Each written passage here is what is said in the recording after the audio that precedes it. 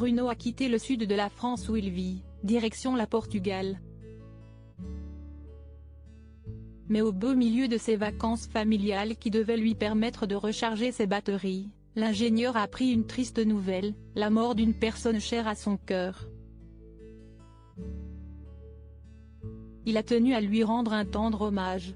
Après la tempête, le calme. Très présent cet été sur les réseaux sociaux en compagnie de Jennifer, sa nouvelle amoureuse, Bruno a soudain décidé d'appuyer sur la pédale de frein il y a quelques semaines.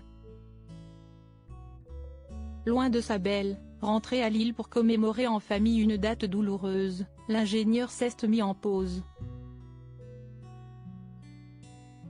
Un silence qui a fait craindre le pire à ses abonnés et qu'il a fini par expliquer. Ce sont les critiques virulentes dont il a fait l'objet depuis le début de son idylle avec l'ancienne Miss qui l'ont poussé à une pause quasi monacale. Au-delà d'impacter ma vie et mon humeur, ça a aussi impacté la vie des gens qui étaient autour de moi. Là, j'ai dit stop, stop, stop parce que je n'ai jamais eu besoin des réseaux pour vivre. Ce n'est pas aujourd'hui que je vais en avoir besoin. Mais c'est vrai que ça a été difficile, très difficile, a-t-il confessé à sa communauté avant de s'envoler pour le Portugal.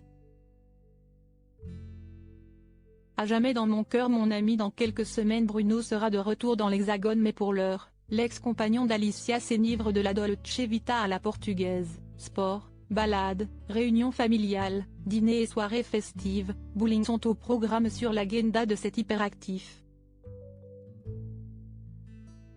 Mais en ce mercredi 23 août l'ancien candidat emblématique de la saison 6 de Mariés au premier regard a été fauché par une horrible nouvelle qui a assombri son humeur.